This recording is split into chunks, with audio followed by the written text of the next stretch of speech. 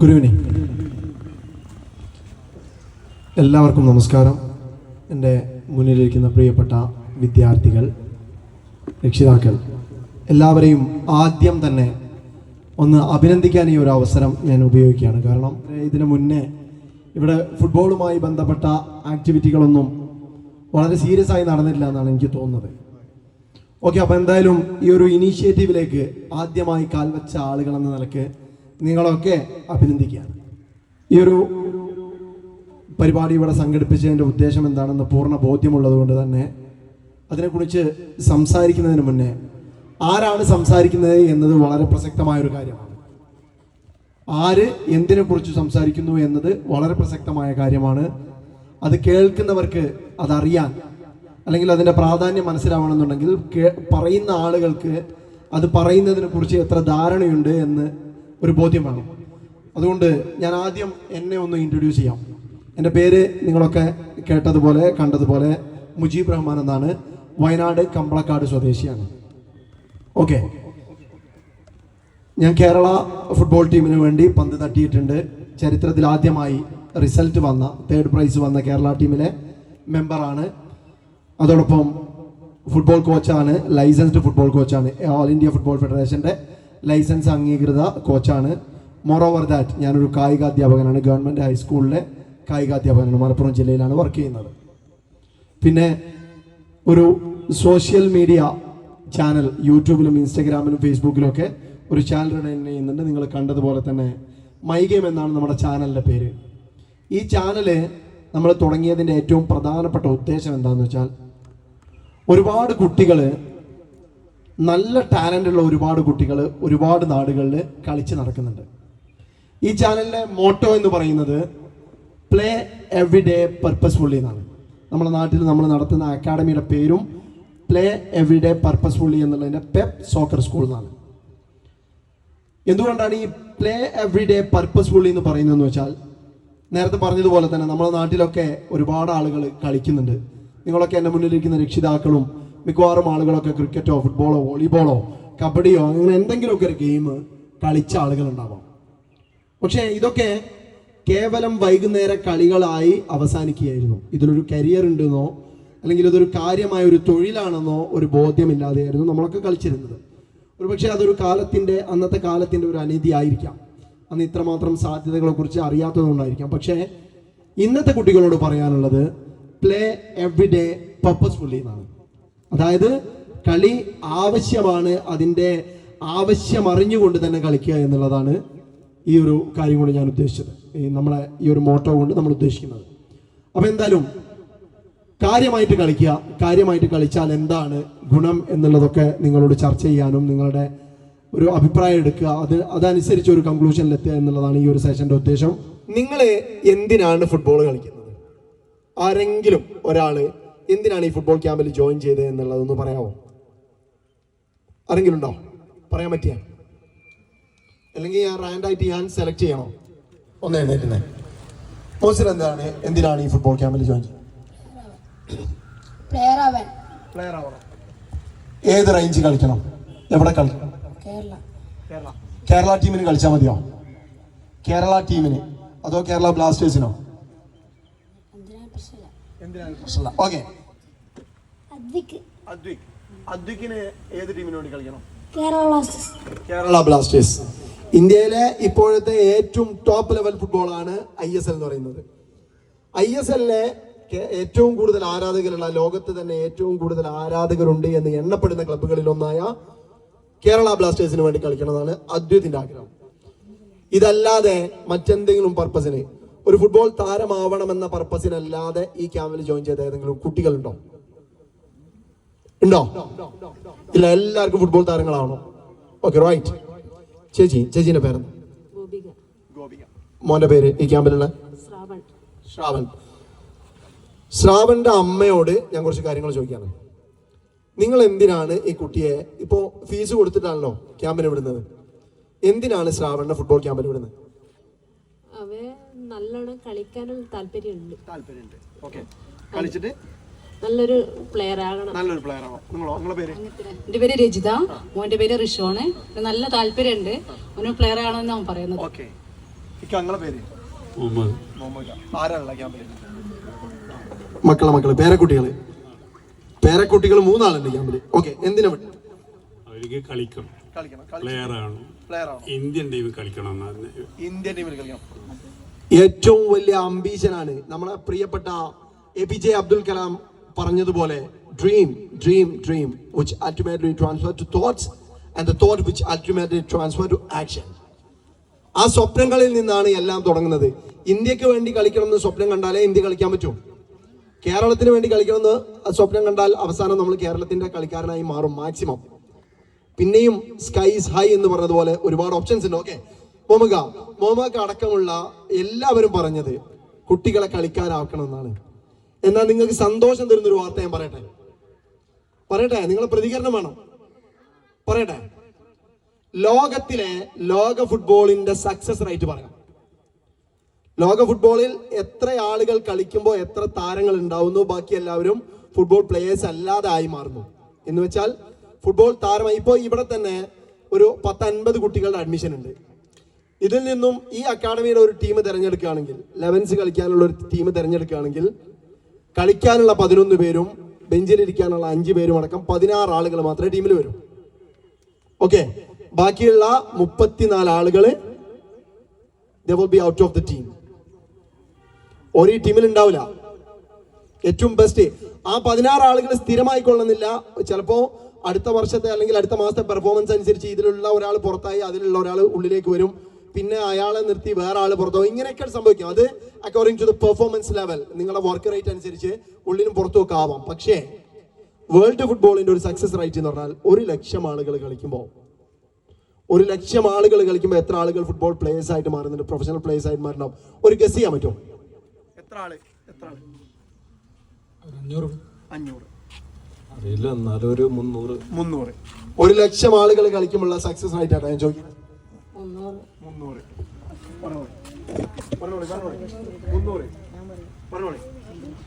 വെറുതെ പറഞ്ഞോളേ. 500 300 എന്നൊക്കെയാണ് പറയുന്നത്. 100,000 ആളുകൾ കളിക്കുമ്പോൾ വളരെ സന്തോഷത്തോടു കൂടി അല്ലെങ്കിൽ വളരെ സങ്കടത്തോടു കൂടി പറയട്ടെ, 0.076 ഒരാൾ പോലും ഫുട്ബോൾ പ്ലെയറായി മാറുന്നില്ല. ലോകത്തിന്റെ ഫുട്ബോളിന്റെ സക്സസ് റേറ്റ് ഞാൻ പറഞ്ഞത്. എന്ന് വെച്ചാൽ അത്രമാത്രം കോമ്പറ്റീഷനുള്ള ഒരു മേഖലയിലേക്കാണ് നിങ്ങളെ കുട്ടികളെ പ്ലേയേഴ്സ് ആക്കാൻ അല്ലെങ്കിൽ നിങ്ങൾ സ്വയം ഫുട്ബോൾ താരങ്ങളാവാൻ വേണ്ടി പരിശ്രമിക്കാൻ ഇറങ്ങിയത്. മനസ്സിലായോ? കാര്യം മനസ്സിലായോ? കുട്ടികൾക്ക് കാര്യം മനസ്സിലായോ? അത്രയും കോമ്പറ്റീഷൻ ആണ് ഈ ലെവലിലുള്ളത്. ഓക്കെ, അപ്പോ നിങ്ങൾക്ക് ഈ കോമ്പറ്റീഷൻ അതിജീവിച്ച്, പക്ഷേ ലോകത്ത് ഫുട്ബോൾ കളിക്കുന്ന 100,000 ആളുകളല്ല, കോടിക്കണക്കിന് ആളുകളാണ്. അതിലൊരാളാവാൻ നിങ്ങൾക്ക് പറ്റാൻ ബുദ്ധിമുട്ടില്ല. അപ്പോ നിങ്ങളൊക്കെ പറഞ്ഞു നിങ്ങൾക്ക് ഫുട്ബോൾ താരമാവണം, കേരള ബ്ലാസ്റ്റേഴ്സിന് കളിക്കണ്ടേ?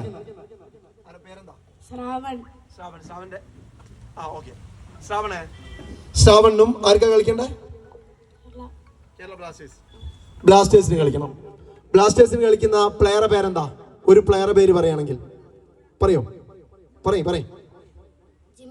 ഒരു മലയാളി പ്ലെയറെ പേര്. വിപിൻ മോഹൻ. ഓക്കെ, നിങ്ങൾ കേരള ബ്ലാസ്റ്റേഴ്സിന്റെ കളികളൊക്കെ കാണാറുണ്ട് അല്ലേ? ഒറ്റ സിമ്പിൾ ചോദ്യം, കേരള ബ്ലാസ്റ്റേഴ്സിന് വേണ്ടി കളിക്കുന്ന വിപിൻ മോഹനെ പുറത്താക്കിയിട്ട് നിനക്ക് വിപിൻ മോഹന്റെ സ്ഥാനത്ത് കളിക്കണം, വേണ്ടേ? 11 ആൾക്കല്ലേ കളിക്കാൻ പറ്റുമോ? എന്താണ് നീ അതിനു വേണ്ടി ചെയ്യുന്നത്? എങ്ങനെ? കളിച്ചിട്ട് എത്ര ടൈം പ്രാക്ടീസ് ചെയ്യും?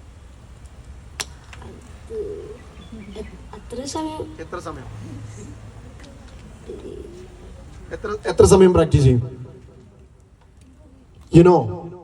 കേരളത്തിന്റെ വ്യത്യസ്തമായ ഗ്രാമങ്ങളിൽ കേരള ബ്ലാസ്റ്റേഴ്സ് അതുപോലെ തന്നെ ഇന്ത്യൻ ടീം സ്വപ്നം കണ്ടുകൊണ്ട് കോടിക്കണക്കിന് കുട്ടികൾ പ്രാക്ടീസ് ചെയ്യുന്നുണ്ട്. ഒരു ദിവസം നിങ്ങളുടെ ട്രെയിനിങ് സ്കിപ്പായാൽ ആ സമയത്ത് അവരവിടെ ട്രെയിൻ ചെയ്തുകൊണ്ടേയിരിക്കും. നിങ്ങൾ കോമ്പറ്റ് ചെയ്യുന്നത് നിങ്ങൾ അക്കാഡമിയിലുള്ള 10, 30, 40 ആളുകളോടല്ല, മറിച്ച് നിങ്ങൾ കോമ്പറ്റ് ചെയ്യേണ്ടത് കേരളത്തിലെ മിടുക്കന്മാരായ പയ്യന്മാരുമായിട്ടാണ്. അവർ ഉറങ്ങുന്നത് എന്തിനാണെന്നറിയോ? എനിക്ക് പരിചയമുള്ള കഴിഞ്ഞ ആഴ്ച എൻ്റെ യൂട്യൂബിൽ ഇൻസ്റ്റഗ്രാമിൽ എനിക്കൊരു മെസ്സേജ് വന്നു. ഐഫ എന്ന് പറയുന്ന പാലക്കാട് കൊപ്പത്തുള്ള ഒരു അക്കാഡമി ഞാൻ വിസിറ്റ് ചെയ്ത് അവിടുത്തെ ഒരു വീഡിയോ ചെയ്തിരുന്നു. അതൊക്കെ നിങ്ങൾക്ക് എൻ്റെ ചാനലിൽ കയറിയാൽ കാണാൻ പറ്റും. കേരളത്തിലെ നമ്പർ 1 അക്കാഡമികളിൽ ഒന്നായിട്ടുള്ള റെസിഡൻഷ്യൽ ഫുട്ബോൾ അക്കാഡമി. എല്ലാ ഫെസിലിറ്റിയും അടിപൊളിയായിട്ടുള്ള, ഗ്രൗണ്ട് കണ്ടാൽ നമുക്ക് ഉറങ്ങാൻ തോന്നും, അമ്മാതിരി ഗ്രൗണ്ട്, ഹോസ്റ്റൽ ഫെസിലിറ്റി, ഫുഡ് എല്ലാം അടിപൊളി. അവിടുത്തെ ഒരു വീഡിയോ ചെയ്ത് കഴിഞ്ഞതിന് ശേഷം അന്ന് അവിടെ ഒരു പ്ലെയറെ ഞാൻ പരിചയപ്പെട്ടു, ചെറിയൊരു പയ്യൻ, ഓസിൽ എന്നാണ് പേര്. കഴിഞ്ഞ ആഴ്ച അയാൾ എനിക്ക് മെസ്സേജ് അയച്ചിട്ടുണ്ട്. എന്താ മെസ്സേജിൽ എന്നറിയോ? ഞാൻ Tata football academy, Jamshedpur FC ഇല്ലേ, അതിൻ്റെ അക്കാഡമി ഉണ്ട്, ടാറ്റ ഫുട്ബോൾ അക്കാഡമി. ആ അക്കാഡമിയുടെ ട്രയലിലൊരു വീഡിയോ ഞാൻ ചെയ്തതിൻ്റെ അടിസ്ഥാനത്തിൽ ആ വീഡിയോ കൊണ്ട് ഐഫയിലുള്ള ഈ പയ്യൻ പോയി ആ ട്രയൽ അറ്റൻഡ് ചെയ്ത് ഇന്ത്യയിലെ നമ്പർ 3 അക്കാഡമിയിൽ, നമ്പർ 1, 2, 3 തന്നെയാണെങ്കിൽ 3-ാം സ്ഥാനത്ത് നിൽക്കുന്ന അക്കാഡമിയിൽ അവന് അഡ്മിഷൻ കിട്ടി. ഇനി ഇന്ത്യൻ ടീമിലേക്കും ISLലേക്കുള്ള അയാളെ വഴി ഓപ്പൺ ആയി കഴിഞ്ഞു എന്നർത്ഥം.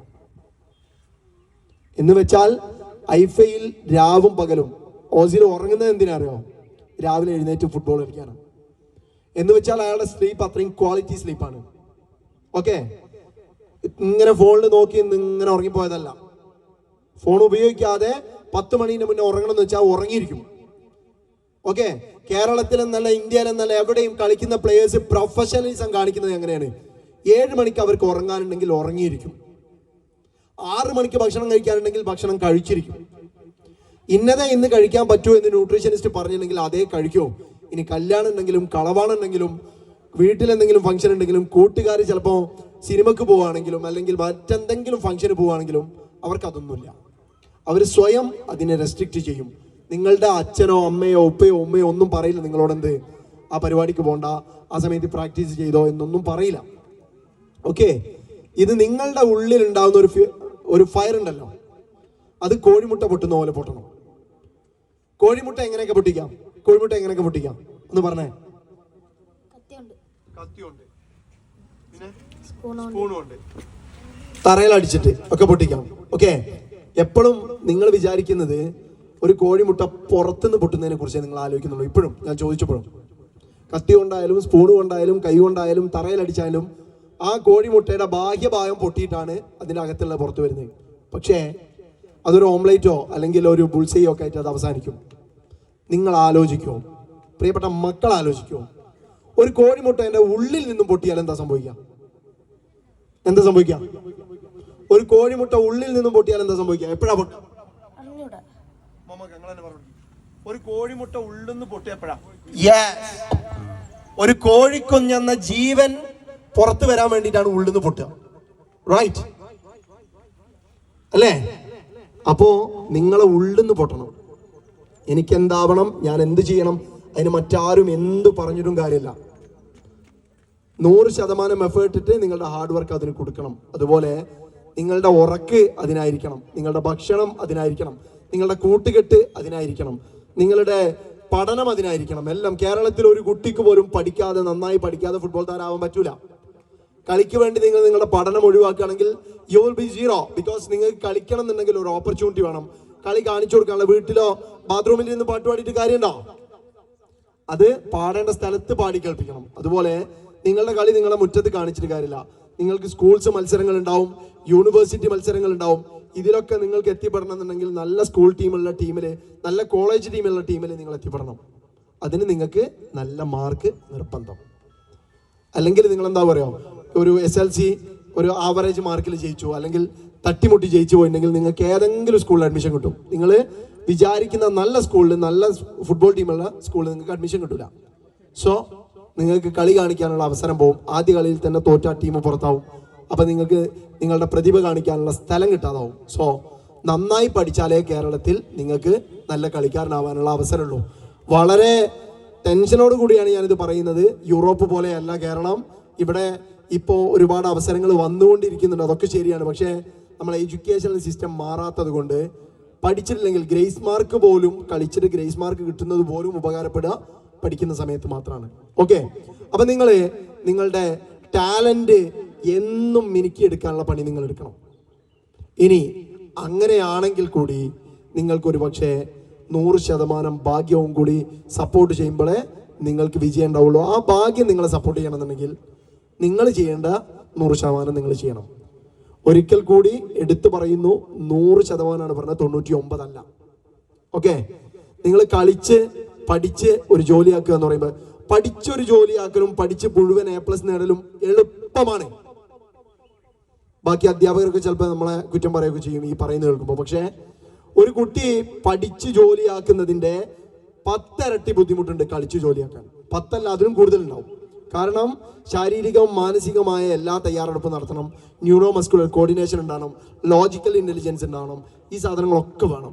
മാത്സ് പഠിക്കാനും കെമിസ്ട്രി പഠിക്കാനുള്ള സെൻസ് വേണം, അതിനനുസരിച്ച് ശരീരം വഴങ്ങണം, പ്രവർത്തിക്കണം, ടയേർഡ് ആവാതിരിക്കണം. ഇങ്ങനെ ഒരുപാട് ബുദ്ധിമുട്ടുകൾ നിങ്ങൾക്കുണ്ട്. പക്ഷേ ഇതൊക്കെ ഒരു രസമുള്ള പരിപാടി ആയതുകൊണ്ട് തന്നെ എംബാപ്പെ പറഞ്ഞത് ഒരുപാട് സാക്രിഫൈസുകൾ നമ്മൾ ഇതിനു വേണ്ടി ചെയ്യേണ്ടി വരും എന്ന് പറഞ്ഞിട്ടുണ്ട് എംബാപ്പെ. പക്ഷെ എംബാപ്പെ പറയാണ്, ഇതൊന്നും എന്നെ സംബന്ധിച്ചിടത്തോളം ഒരു സാക്രിഫൈസ് അല്ല, കാരണം ഞാനിത് എൻജോയ് ചെയ്ത് ചെയ്യുന്ന കാര്യമാണ്. എംബാപ്പനെ അറിയില്ലേ? ഓക്കെ, അപ്പൊ എന്തായാലും നിങ്ങൾ 100% അതിനു വേണ്ടി വർക്ക് ചെയ്യുക. ഇനി ഞാൻ നേരത്തെ നിങ്ങളോട് പറഞ്ഞല്ലോ, രക്ഷിതാക്കള് ഈ പണം മുടക്കിയിട്ട് കുട്ടികളെ കളിക്കാരാക്കണമെന്ന ഉദ്ദേശത്തോടു കൂടിയാണ് ഇവിടെ വരുന്നത്. നേരത്തെ നമ്മളെ ഉദ്ഘാടകൻ വളരെ രസകരമായി അതിന്റെ കാര്യങ്ങളൊക്കെ പറയുന്നത് കേട്ടു. നമുക്ക് ഒരു കുട്ടിയെ ഫുട്ബോൾ ക്യാമ്പിലേക്ക് വിടുമ്പോൾ നിങ്ങളൊരു കുട്ടിയെ ഒരു കളിക്കാരനാക്കുക എന്നതിലുപരി പല ക്വാളിറ്റീസും ആ കുട്ടിക്ക് ഉണ്ടാവുന്നുണ്ട്. പല ക്വാളിറ്റീസും. അതിലേറ്റവും പ്രധാനപ്പെട്ട ഒരു ക്വാളിറ്റിയാണ് പേഴ്സണാലിറ്റി ഡെവലപ്മെന്റ്. നമ്മളൊക്കെ ക്യാരക്ടർ വേറെയും പേഴ്സണാലിറ്റി വേറെ ആയിരിക്കും. ക്യാരക്ടറും പേഴ്സണാലിറ്റിയും ഒരുപോലെയുള്ള ആളുകൾ വളരെ കുറവാണ്.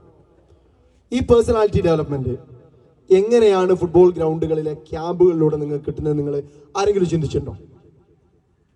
ഞാനൊരു ക്ലാസ് എടുക്കുന്ന മൂഡിൽ ചോദിക്കല്ല, ഒരു ഇന്ററാക്റ്റീവ് സെഷൻ എന്നുള്ള നിലയ്ക്ക് നിങ്ങൾ അഭിപ്രായങ്ങൾ ചോദിക്കാണ്. ആരെങ്കിലും ഒരു കുട്ടിയെ ഫുട്ബോൾ ക്യാമ്പിലേക്ക് വിടുമ്പോൾ അയാളുടെ സ്വഭാവത്തിൽ എന്തൊക്കെ മാറ്റം വരുന്നുള്ളത് ചിന്തിച്ചിട്ടുണ്ടോ? ഉണ്ടോ? ആരും മുഖത്ത് നോക്കുന്നില്ല. ഞാൻ എന്തെങ്കിലും ചോദിച്ചാൽ വെച്ചിട്ടേ എല്ലാവരും ഇങ്ങനെ സ്ട്രൈറ്റ് നിൽക്കുക, കണ്ണെനിക്ക് തരുന്നില്ല. ഞാൻ എന്തായാലും ചോദിച്ചാൽ മറുപടി പറയണ്ടേ? ഓക്കെ, അപ്പൊ എന്തായാലും ഞാൻ നിങ്ങളെ പേരെന്താ? അനീഷേട്ടാ, ഒന്ന് മൈക്ക് പിടിക്കും. അനീഷേട്ടൻ പറയും, ഒരു കുട്ടിയെ ഫുട്ബോൾ ക്യാമ്പിൽ വിടുമ്പോൾ ഫുട്ബോൾ പ്ലെയർ ആവുക എന്നതിലുപരി അയാൾക്ക് എന്തൊക്കെ ക്വാളിറ്റികളാണ് പേഴ്സണാലിറ്റി ബേസിൽ കിട്ടുന്നത് നിങ്ങൾക്ക് തോന്നുന്നു? അപ്പോൾ എന്തെങ്കിലും ഉദാഹരണമൊക്കെ ഉണ്ടെങ്കിൽ പറഞ്ഞു.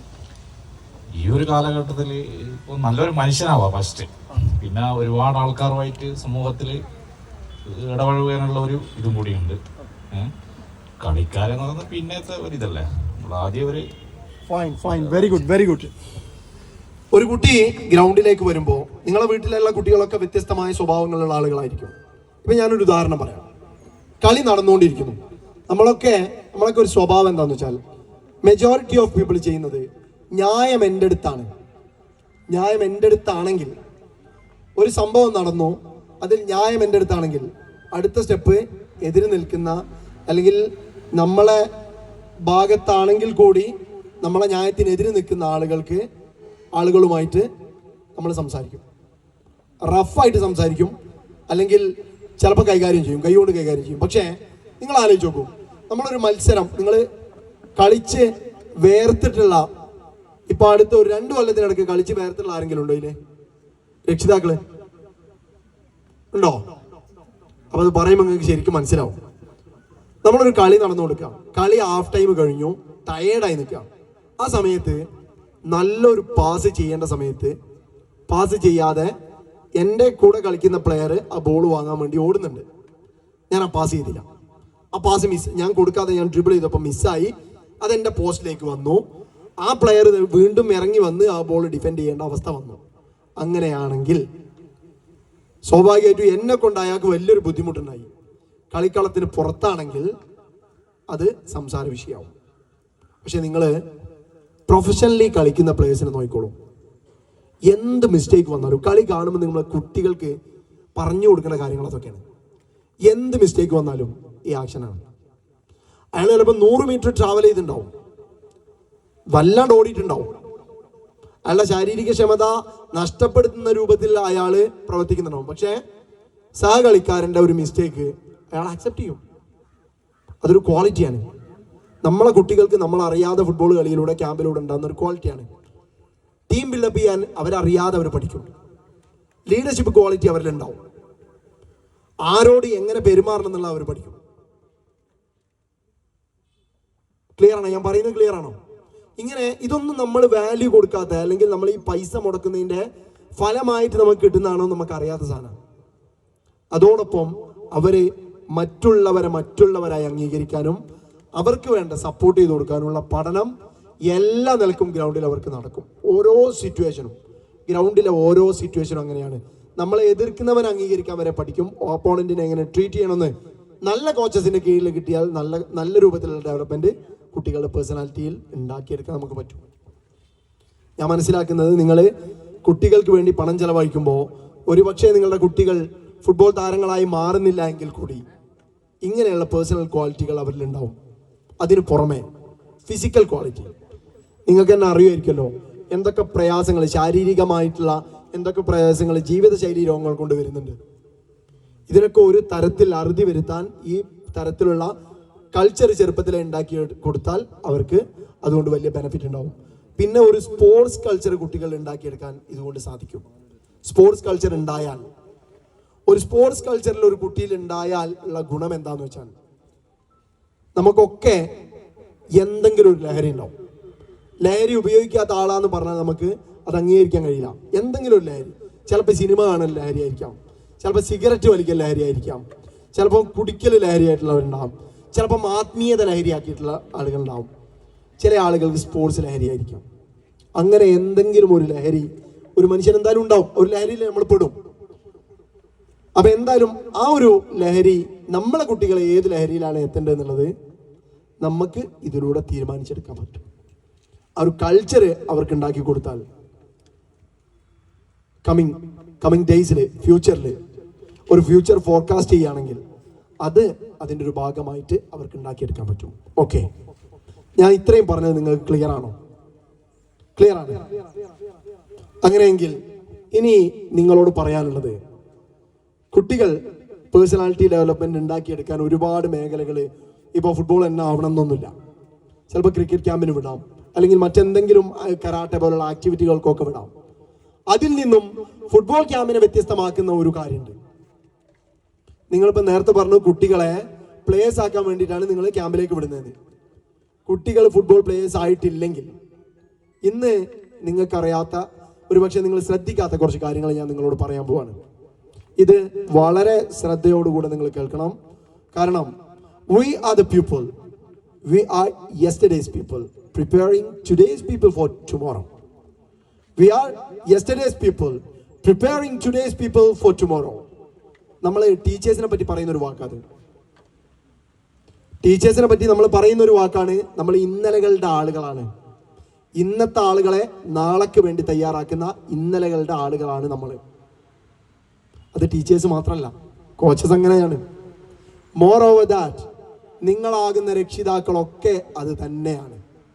നമ്മളൊക്കെ ഇന്ന് നമുക്കുള്ള കുട്ടികളെ നാളേക്ക് വേണ്ടിയിട്ടാണല്ലോ തയ്യാറാക്കുന്നത്. ഇന്ന് നമ്മളുള്ള കാലത്ത്, അല്ലെങ്കിൽ നമുക്ക് ആപത്തുള്ള കാലത്ത് നമ്മൾ അവരെ നോക്കും. പഠനകാലത്ത് അവരുടെ ചെലവുകൾ ആരും നോക്കുന്നില്ല, നമ്മൾ തന്നെ നോക്കുന്നത്. പക്ഷേ എൻ്റെ കുട്ടി പഠിക്കണം, എൻ്റെ കുട്ടി കളിക്കണം, ജീവിക്കണം, നന്നാവണം, അവന് ഭാവിയിൽ ഒരു ജോലി ആവണം എന്നുള്ള ആഗ്രഹം കൊണ്ടാണല്ലോ നമ്മൾ അവരെ പഠിപ്പിക്കുന്നതൊക്കെ. നിങ്ങൾ ചിന്തിച്ചു നോക്കുക, നിങ്ങൾ എന്തുകൊണ്ടാണ് നിങ്ങളുടെ കുട്ടികളോട് നിർബന്ധമായും പഠിക്കണം എന്ന് പറയുന്നത്? പ്ലീസ്, ഒരു രക്ഷിതാവ്.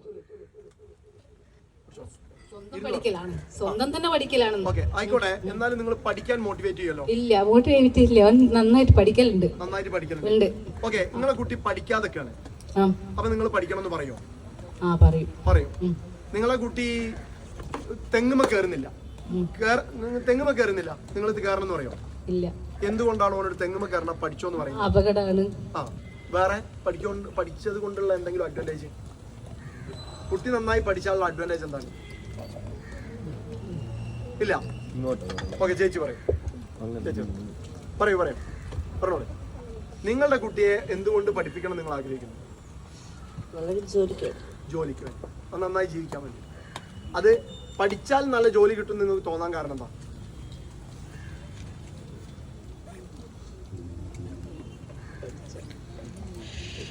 ഇല്ല, അതിനെ കുറിച്ച് നിങ്ങൾ ചിന്തിച്ചിട്ടില്ല അല്ലേ? ഒമേഗ, പഠിച്ചാൽ കുട്ടികൾ രക്ഷപ്പെടും എന്ന് തോന്നാനുള്ള കാരണം എന്താ? പഠിച്ചാൽ കുട്ടികൾ മാത്രമല്ല, കുടുംബം രക്ഷപ്പെടും, നാട് രക്ഷപ്പെടും. എന്തുകൊണ്ടാണ്? പഠിച്ചുകൊണ്ട് പഠിച്ച് നല്ലവരായി നല്ല ജോലി കിട്ടിയാലും കിട്ടിയിട്ടില്ല ബിസിനസ്സുകാരാകുമല്ലോ. പക്ഷെ നല്ല പഠിച്ചാൽ എല്ലാവർക്കും അവരെ കൊണ്ട് ഉപകാരം.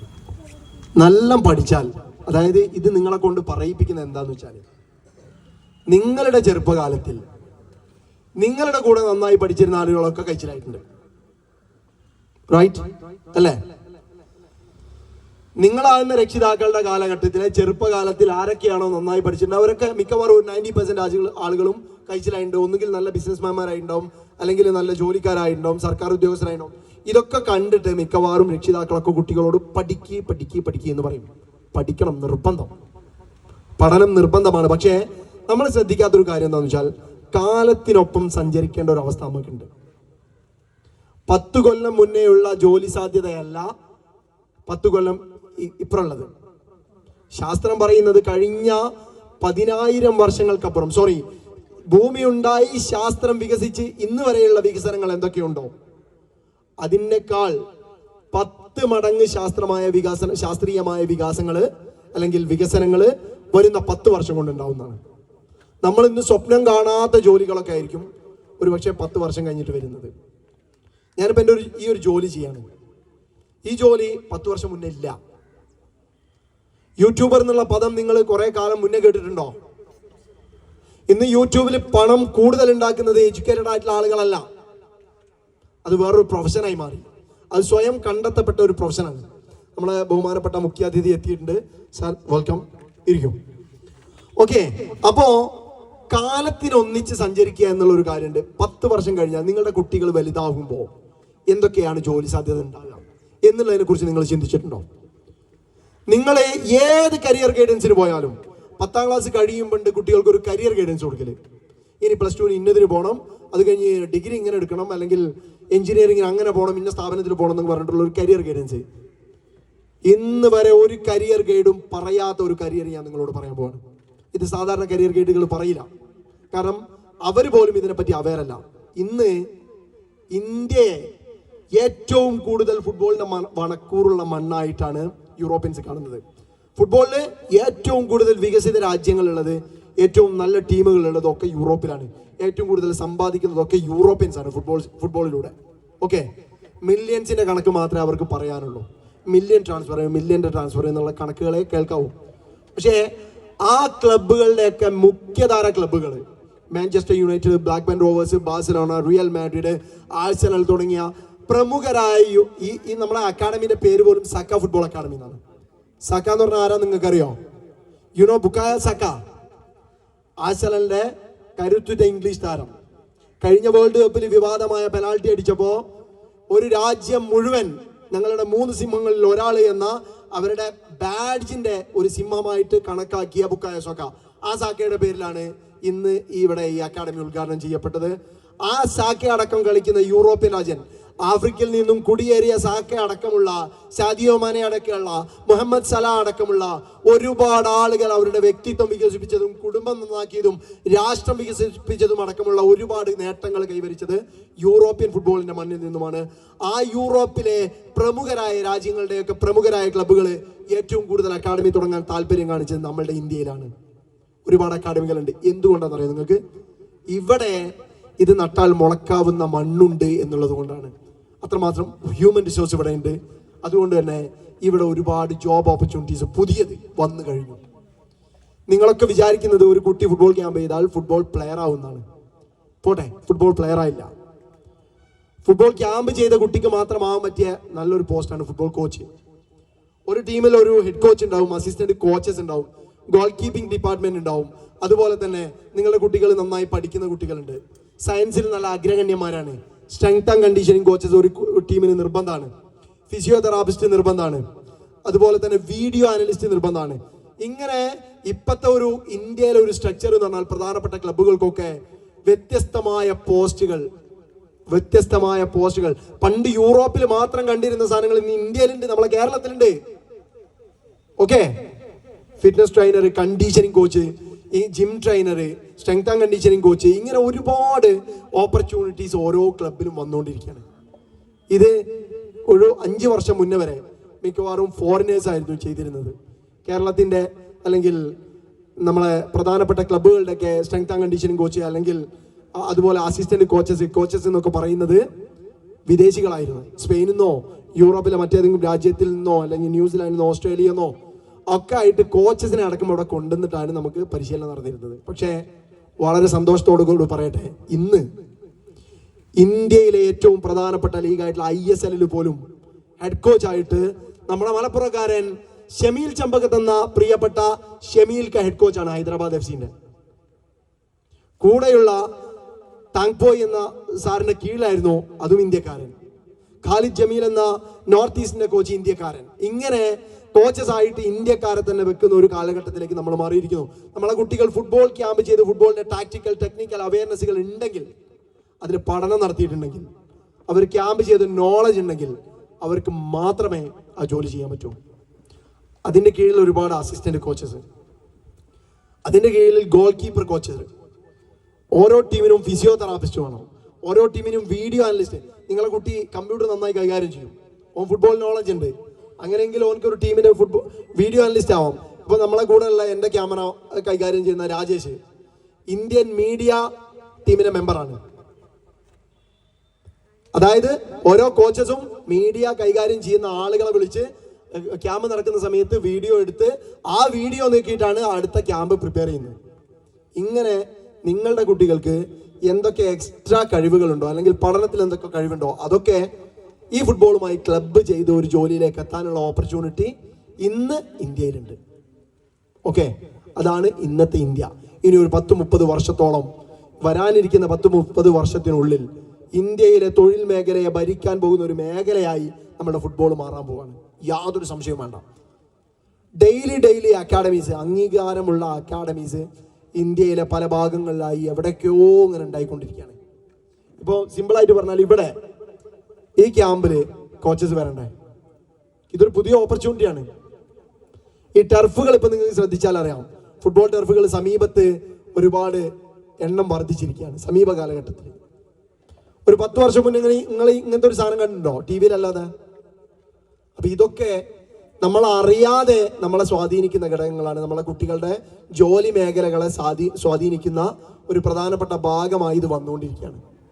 സോ എൻ്റെ പ്രിയപ്പെട്ട രക്ഷിതാക്കളോട് എനിക്ക് പറയാനുള്ളത്, നിങ്ങളുടെ കുട്ടികൾക്ക് ഫുട്ബോൾ പഠനവുമായി ബന്ധപ്പെട്ട് നിങ്ങൾ നൽകുന്ന ഒരു രൂപ പോലും അത് വേസ്റ്റ് അല്ല.